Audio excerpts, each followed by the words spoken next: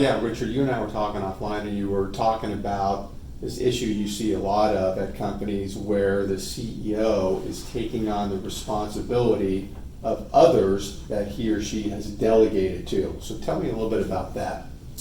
So oftentimes they're delegating work and they're taking it back because that person isn't getting it done correctly or in a timely fashion, and CEOs are notorious for not liking to fire people, and I understand.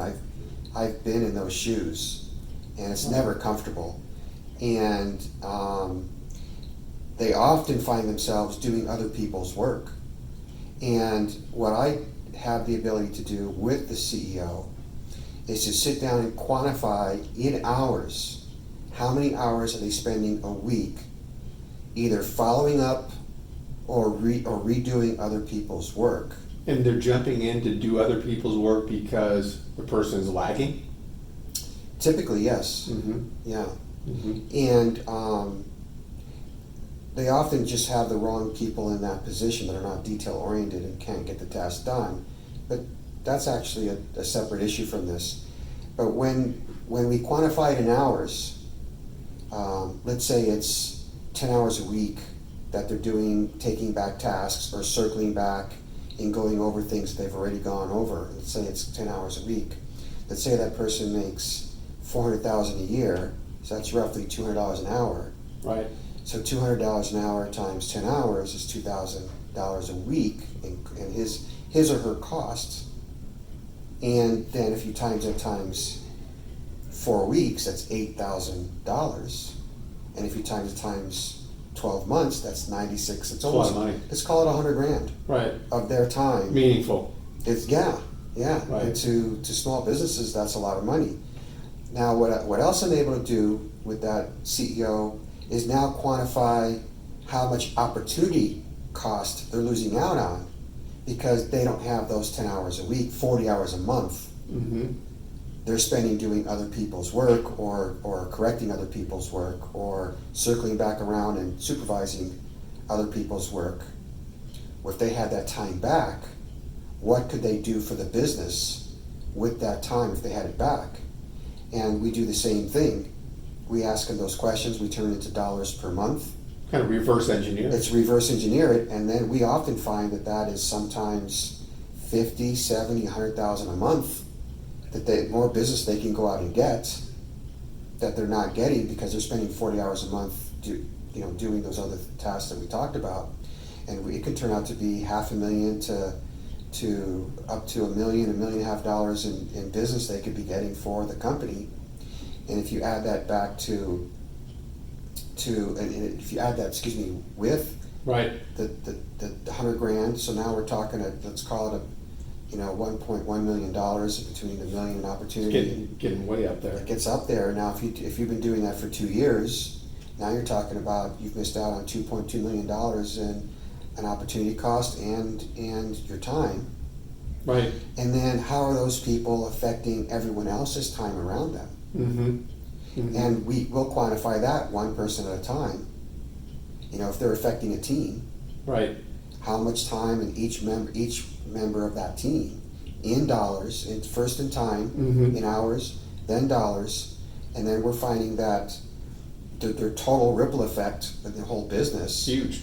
it's millions of dollars. When you take a leader through this process, is it eye-opening to them? Or they weren't even thinking about it? Because it wasn't quantified, they didn't think it was that bad. Okay. Now, these are the CEO's numbers. I'm not giving them any numbers. I'm asking the right questions. Mm-hmm. They're giving me the correct numbers. Usually the numbers are conservative. Mm-hmm. They usually say, conservatively I'm spending 10 hours a day. Right. It's probably more. Probably more, yeah. Yeah, they always say that. Right. It's very common that they say that.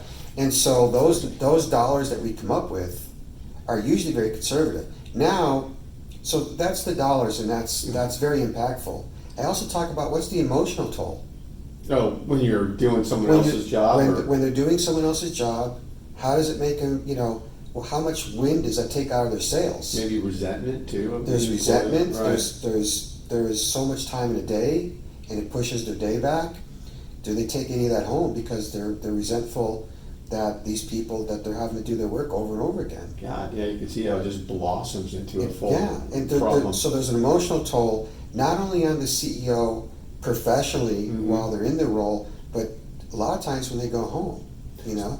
And it- so coming out of this exercise with them, they're like, okay, they realize how bad it is. Does it spur action? And you say, okay, here's how you kind of solve that issue? Yes, once the issue is fully vetted, Mm-hmm. and we go through the emotional toll personally, when they go home and they may not be in a bad mood, but they're kind of withdrawn because they're frustrated. We also ask, what's the emotional toll on the rest of the team? Right. And what happens if key people leave Mm-hmm. because they have weak players? And eventually it'll happen. Right. When key players are great at what they do and they're surrounded with weak players, they don't think about a professional athlete. I was just saying, there's a great sports analogy there. Yeah, Yeah, there's the a great- team falls you know, apart. the Yeah. team, you know, you get a player who is a great player, and he's got a weak leader and a weak players, and he's never going to get to the finals. You know, he's never going to get to even the playoffs, Mm-hmm. and he's going to want to be traded. Right. Well, that happens in Real life. regular jobs. Yeah, Right, when people yeah. are frustrated. They'll even take less money if they get in a team where the culture is they hire well.